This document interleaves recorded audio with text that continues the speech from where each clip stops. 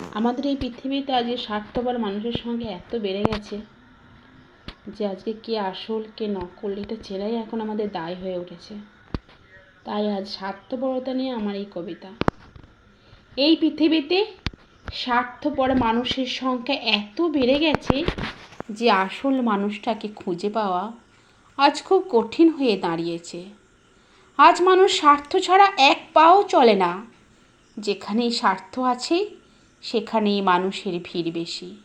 নিঃস্বার্থ ভালোবাসার কোনো দাম নেই এই পৃথিবীতে। আজব পৃথিবী।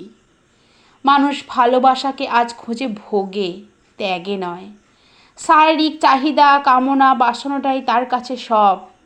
যেখানে দেখবে মানুষের স্বার্থ আছে সেখানে দেখবে হাজার মানুষের ভিড়।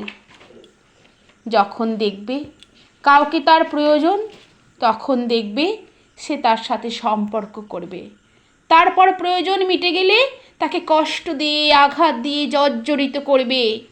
আঘাতের পর আঘাত দিয়ে তার মনটাকে ভেঙে দেবে। রাতের অন্ধকারে তাকে দু চোখের জলে ভাসিয়ে দেবে। একবারও ভাববে না সে কতটা কষ্ট পেল।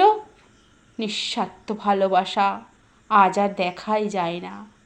আজ মানুষ যেটা করে সেটা ভালোবাসার অভিনয়। আর এই অভিনয়ে ভুলে গিয়ে কত মানুষ নিজেকে নির্জনে বলে দিচ্ছে। কেন এমন হয়?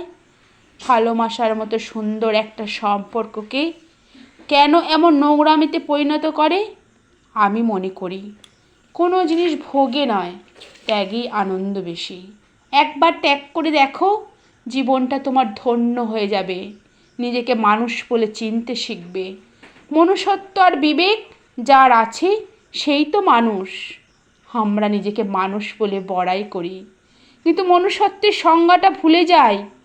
সব সময় স্বার্থপর না হয়ে বন্ধু হয়ে পাশে দাঁড়াও।